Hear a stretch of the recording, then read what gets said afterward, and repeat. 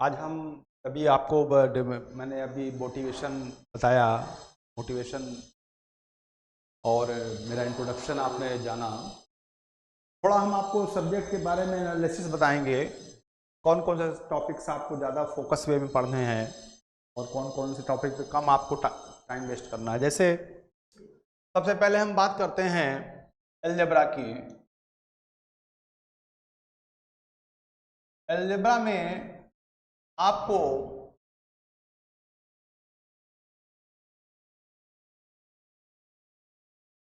Quadratic equation,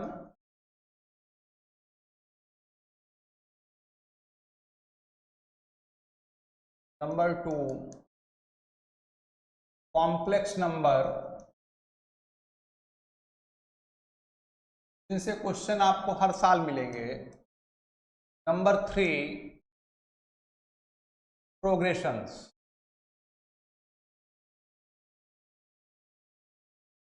number 4 matrices and determinant.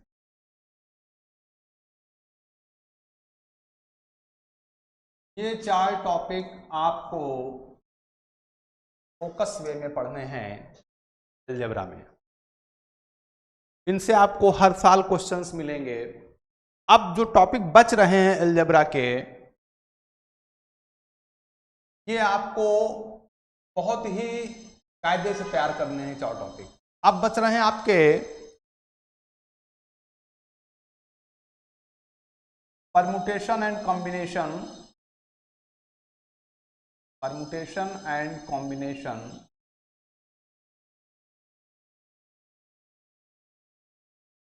Number 6 binomial theorem,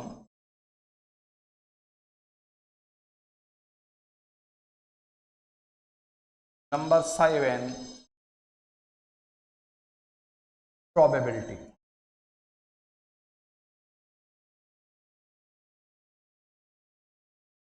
देखिए 1 2 2, इस पूरे से आपको 4 से 5 क्वेश्चन पेपर में मिलेंगे। इस पूरे आप एनालिसिस देख लीजिएगा, इससे आपको पेपर में 4 से 5 क्वेश्चन, मिनिमम 4 मैक्सिमम 4 5 भी हो सकते हैं, 4 से 6 नॉट 5। और इस पूरे आपको टॉपिक से 3 से 4 क्वेश्चन मिलेंगे। अब ये जो पोर्शन है, ये जो 3 चैप्टर हैं, इनको भी आपको पढ़ना है, ऐसा नहीं कि नहीं पढ़ना है। लेकिन परम्यूटेशन कॉम्बिनेशन और प्रोबेबिलिटी में बहुत ज़्यादा टाइम वेस्ट करिए, क्योंकि इनके क्वेश्चंस इस मतलब एक्यूरेट होने के चांसेस बहुत कम होते हैं एग्जाम में। अगर इजी क्वेश्चन है, आपको स्ट्राइक कर जाए, तो आप अटेम्प्ट करिए, उसको आगे बढ़िए, फिर टाइम वेस्ट मत करिए। तो ये पूरा आपका अलजेब्रा का पोर्शन था। अब हम बात करते हैं कैलकुलस में। कैलकुलस में आपको कैसे पढ़ना है, आपको जितने सबसे पहले तो fundamentals of functions, fundamentals of function. Function जो है ये बहुत ही आपको फोकस वे में पढ़ना है इस चैप्टर को, क्योंकि this is the base of whole calculus, function. उसके बाद आप आइए limit continuity, limit and continuity, limit continuity, differentiability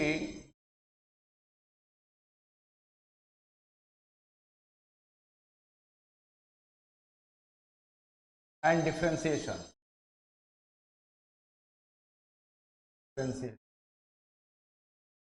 और इसके बाद आपका आता है एओडी, जिसको हम कहते हैं application of derivative. This is the part, this is the, ये आपका डिफरेंशियल कैलकुलस, डिफरेंशियल कैलकुलस। अब बात करते हैं इंटीग्रल की। तो इनडेफिनिट इंटीग्रेशन, इनडेफिनिट इंटीग्रेशन के बाद डेफिनिट इंटीग्रेशन,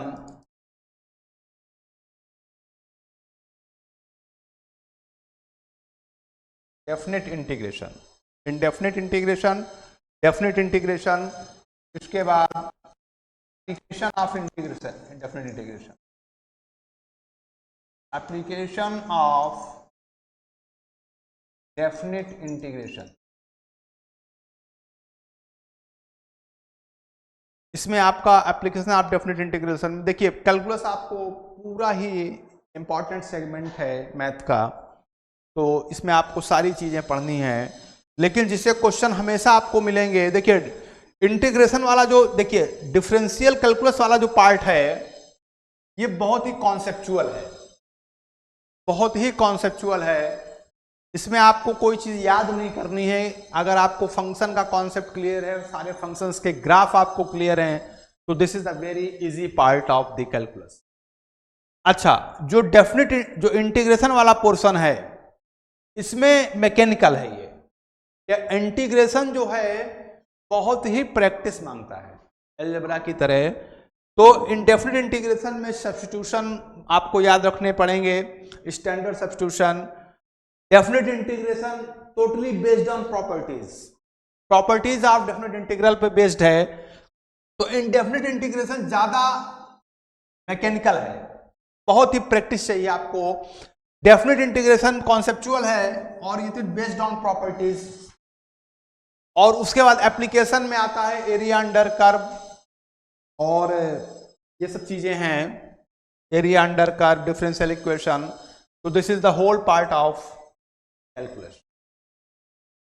अब बात करते हैं two dimensional geometry.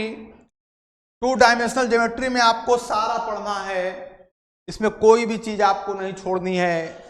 Straight line, उसके बाद सर्कल, पैराबोला, इलिप्स, हाइपरबोला। तो कोनिक सेक्शन और स्ट्रेट लाइन पूरा आपको पोर्शन पढ़ना है और बहुत ही इंपॉर्टेंट सेगमेंट है ये भी। उसके बाद वेक्टर, 3D, ये सब सारी चीजें आपको पढ़नी है। हमने आपको भी डिस्कस किया पहले कि स्टैटिस्टिक्स और मैथमेटिकल रीजनिंग, स्टैटिस्टिक्स और दूसरा मैथमेटिकल रीजनिंग, मैथमेटिकल रीजनिंग, ये दो चैप्टर्स आपको जिनको जरूर पढ़िए, क्योंकि एक क्वेश्चन आपको इससे मिलेगा और एक क्वेश्चन आपको इससे मिलेगा, और इन दोनों क्वेश्चंस आप बहुत ही आराम से कर लेंगे अगर थोड़ा भी आपने समय देके इस चैप्टर को थोड़ा भी ध्यान से पढ़ा है। तो इजी वे में आपके दो क्वेश्चंस कंफर्म है। तो कंपटीशन जो होता है स्मार्ट स्टडी होता है। आपको मैथमेटिक्स में रिसर्च नहीं करनी है, आपका एम है you have to attempt more and more question within time in your examination. तो इसलिए बहुत ही इररिलेवेंट चीजों में मत फंसिए और फोकस्ड और फ्रूटफुल स्टडी करिए। अब हम आपको आज कुछ थोड़ा डिस्कस करेंगे, मतलब दो चार क्वेश्चन डिस्कस करेंगे। आप उसको इंट्रोडक्शन समझ लीजिए, कोई टॉपिक नहीं पढ़ाएंगे और कुछ चीजें आपको बताएंगे। टॉपिक हमारे अभी लेक्चर्स आएंगे, फास्ट रिवीजन कोर्स चलेगा जेईई मेन के लिए, जो जनवरी सेशन का एग्जाम है उसके लिए स्टार्ट करेंगे नेक्स्ट वीक से। तो आप उसमें हमसे जुड़ सकते हैं ऑनलाइन। और अभी आज हम आपको थोड़ा इंट्रोडक्शन देंगे, दो चार क्वेश्चन डिस्कस करके। जैसे हम बात करते हैं, क्वेश्चन देते हैं आपको, जैसे मान लिया एक हमने पैरेललोग्राम लिया। पैरेललोग्राम जानते होंगे मेरे ख्याल सभी लोग।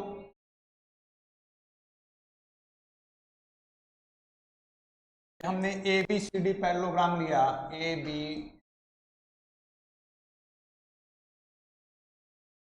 ये डायगोनल्स हो गए इसके, ठीक। अब हमें इस पैरेललोग्राम की चारों साइड्स के इक्वेशन दिए गए हैं।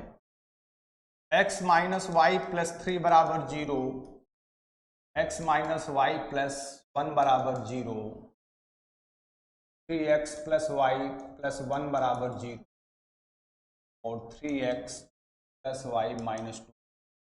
चारों साइड्स दी गई हैं, ये दोनों साइड्स पैरेलल हैं, तो ये हमने कहा कि आप इसकी डायगोनल्स की इक्वेशन निकालिए।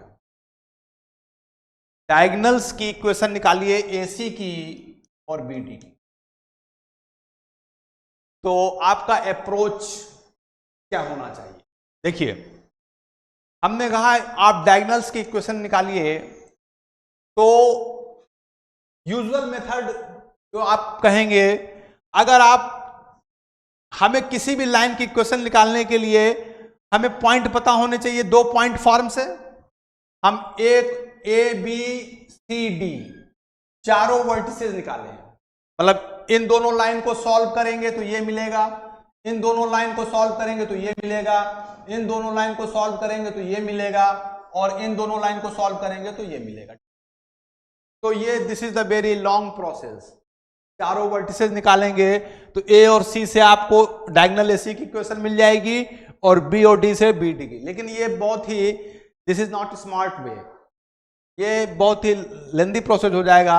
आप इसमें कॉन्सेप्ट लगाइए फैमिली ऑफ लाइंस का। जैसे देखिए, ये जो डायगोनल है ये वाला, ये इस लाइन और इस लाइन के इंटरसेक्शन पॉइंट से पास कर रहा है, तो आपने पढ़ा होगा कि दो लाइंस के इंटरसेक्शन पॉइंट से जाने वाली लाइन किस टाइप की होती है? L1 plus lambda L2। यही कॉन्सेप्ट लगाइए। इन दोनों लाइंस में किसी को भी L1 मान लीजिए और किसी को भी L2 मान लीजिए। ऐसा कोई जरूरी नहीं है कि किसी को भी। हमने इसको L1 ले लिया और इसको L2 ले लिया। अब आप इक्वेशन लिखिए। लेमडा यहां पर क्या है? Unknown parameter. Family of lines passing through the intersection of two given lines. तो AC की आप इक्वेशन लिखेंगे, equation of AC is x minus y plus 3 plus lambda 3x plus y minus 2 बराबर 0।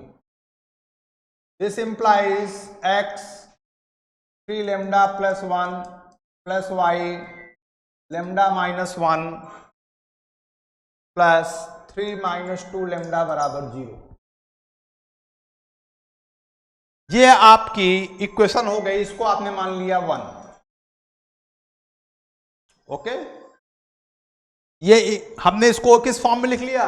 स्टैंडर्ड फॉर्म में लिख लिया इसको हमने। स्टैंडर्ड फॉर्म क्या होता है स्ट्रेट लाइन का? ax plus by plus c बराबर 0। ये स्टैंडर्ड फॉर्म होता है स्ट्रेट लाइन का, तो इसको इसी फॉर्म में हमने लिख लिया। अब हम बात करें, देखिए ये जो AC है, हम इसको इन दोनों लाइन से भी लिख सकते हैं और इन दोनों लाइन से भी लिख सकते हैं। तो अगेन इक्वेशन ऑफ AC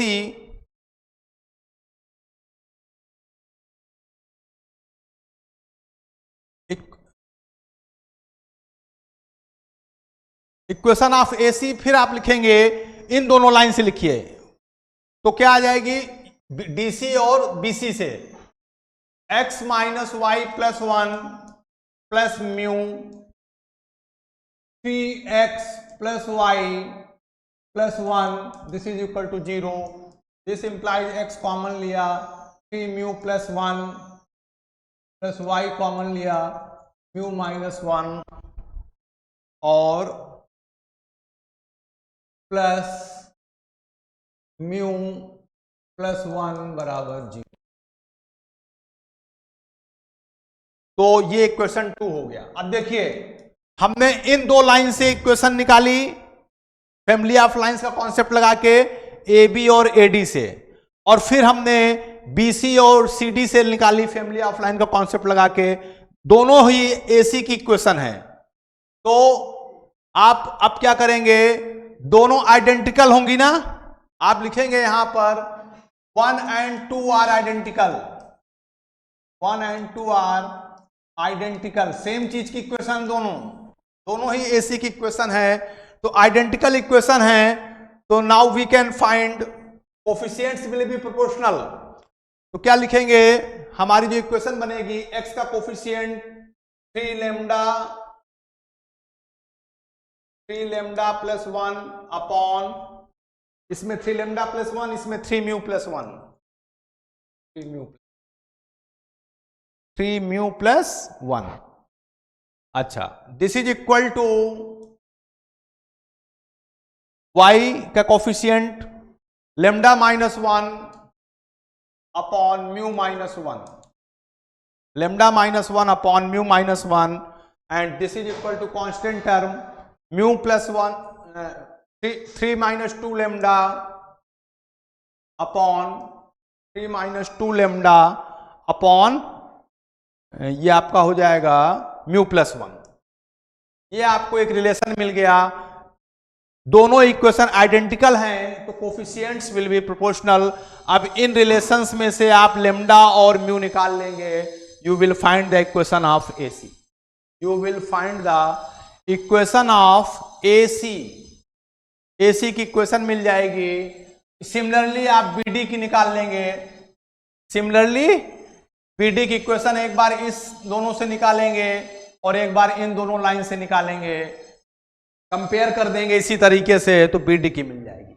तो ये तरीका होता है, this is the competitive approach to solve such type of questions. तो डायगोनल अगर दिए गए हैं चारों साइड्स, अब किसी पैरेललोग्राम की चारों साइड्स गिवन है और डायगोनल की क्वेश्चन आपसे पूछी जाए तो आपको यही प्रोसेस अडॉप्ट करना है, इसी को फॉलो करना है। अब जैसे हम कहें इसका एरिया, इस पैरेललोग्राम का एरिया क्या होगा, इसी पैरेललोग्राम का हम कहें कि एरिया क्या होगा, तो एरिया निकालने के लिए आप क्या करेंगे, इसमें क्या करेंगे कि कोई भी दो एडजेसेंट साइड्स के बीच का एंगल थीटा निकाल लेंगे और distance between the parallel sides, ये फार्मूला होता है एरिया का। एरिया का फार्मूला होता है P1 P2 upon sine theta. Parallelogram का एरिया होता है, अब देखिए इन दोनों लाइन की स्लोप पता है, तो आप किन्हीं भी दो एडजेसेंट साइड्स के बीच का एंगल निकाल लीजिए tan theta m1 minus m2 से, वहां से sin थीटा कैलकुलेट कर लीजिए। और P1 P2 यहां पर क्या है, P1 जो और P2 जो है distance between the parallel sides, distance between the parallel sides, ये यहां से परपेंडिकुलर ड्रॉप करेंगे, ये P1 हो गया और इसमें परपेंडिकुलर ड्रॉप करेंगे P2। तो डिस्टेंस बिटवीन पैरेलल साइड्स आप निकाल लेंगे। जो पैरेललोग्राम में दो पेयर होते हैं पैरेलल साइड्स के, तो दोनों पेयर के पैरेलल P1 P2 क्या आ जाएगी, distance P1 distance between parallel sides, distance between parallel sides, और P2 भी है distance between another pair of parallel sides, distance between another pair of parallel side, another pair of parallel sides. तो देखिए ये मैंने आपको एक क्वेश्चन डिस्कस किया कि किस तरीके से आपको अप्रोच करना है क्वेश्चंस में। अब जैसे हम एक क्वेश्चन और डिस्कस करेंगे, जैसे आपको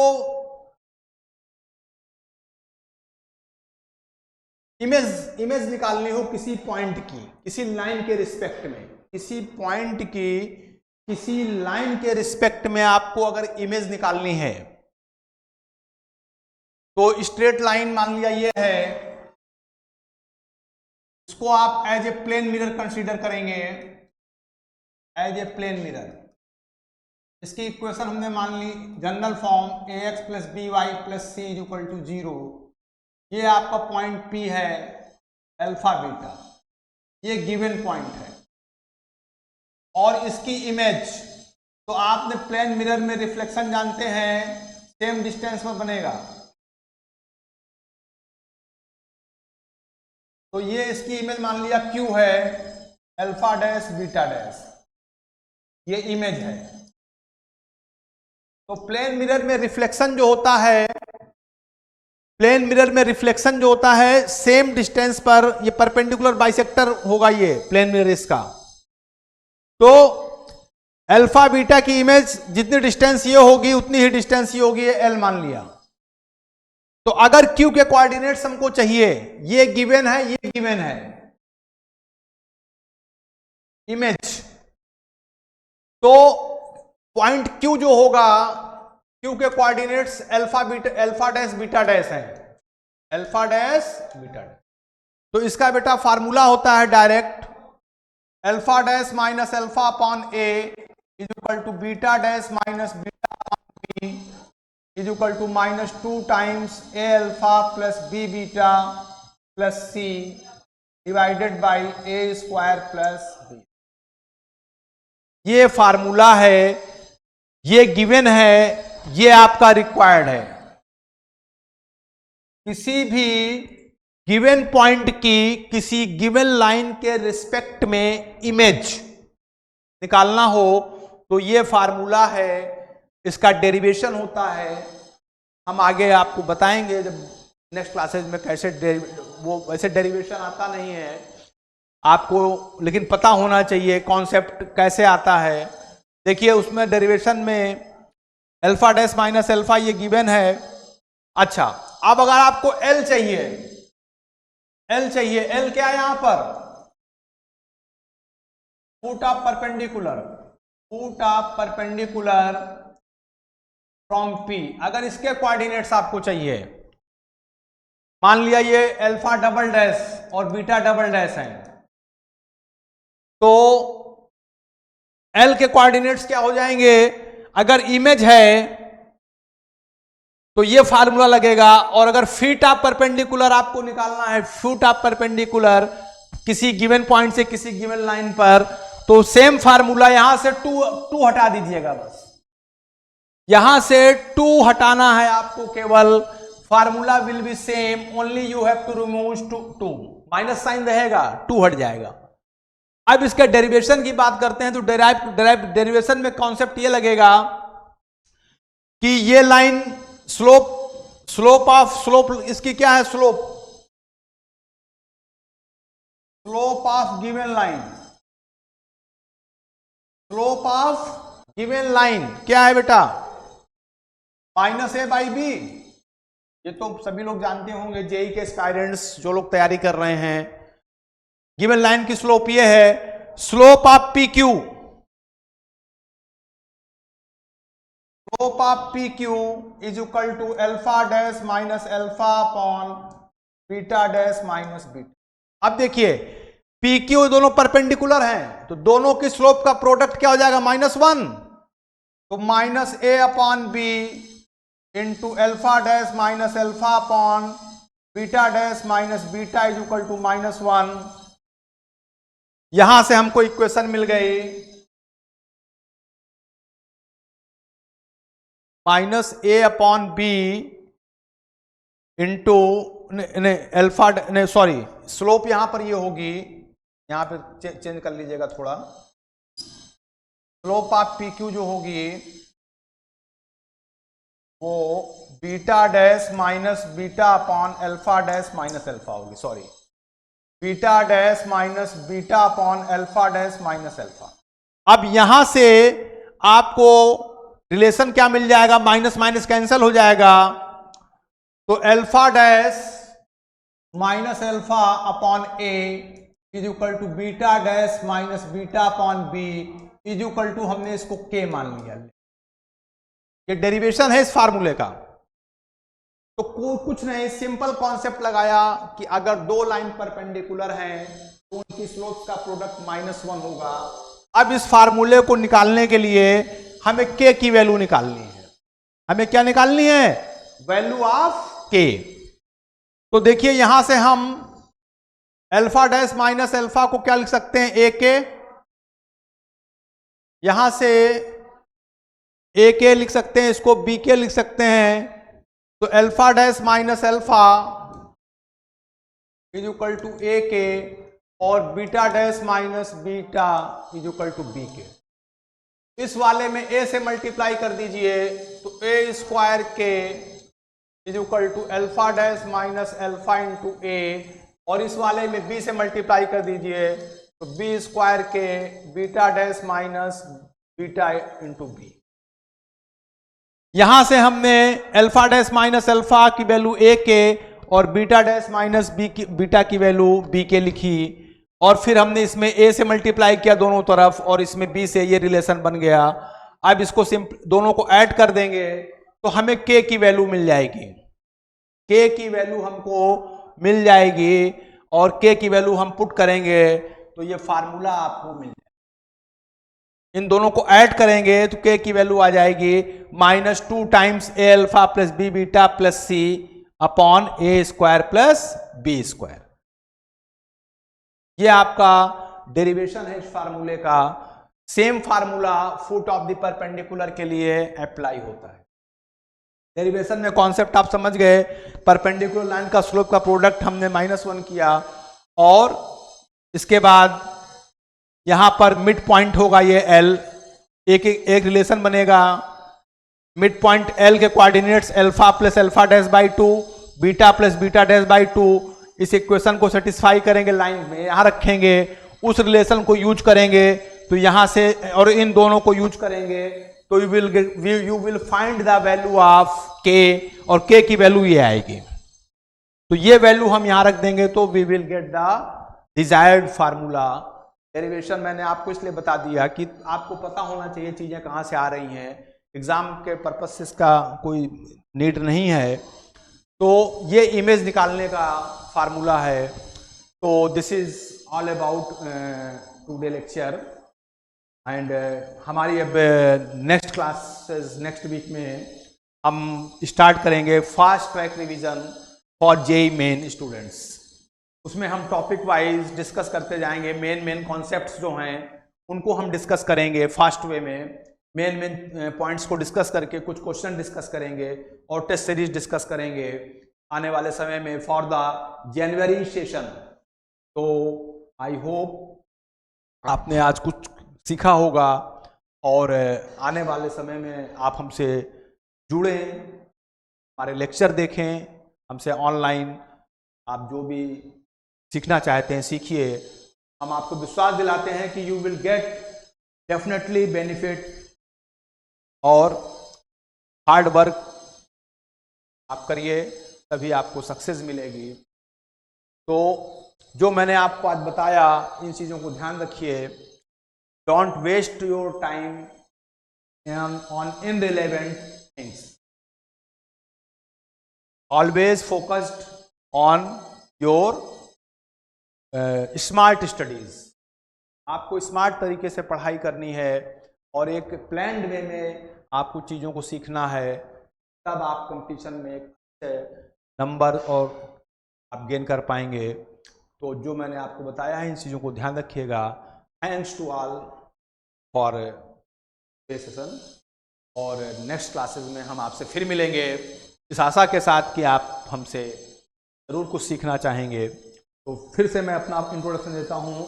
मेरा नाम यतीन्द्र मिश्रा है। पिछले 20 सालों से मैं मैथमेटिक्स का अध्यापन कर रहा हूँ और जेईई मेन और जेईई एडवांस के लिए I have produced good ranks and I worked in many institutes in Delhi, Kota and Lucknow, Kanpur तरीके से। तो आप जो है यतीन्द्र मिश्रा और प्रेजेंट में हम NKS लर्निंग लिमिटेड के साथ एसोसिएट हैं। तो भविष्य में हम आपसे चाहेंगे कि आप हमसे जुड़ें और मैथमेटिक्स को एंजॉय करके कैसे पढ़ा जाता है ये आप सीखें हमसे।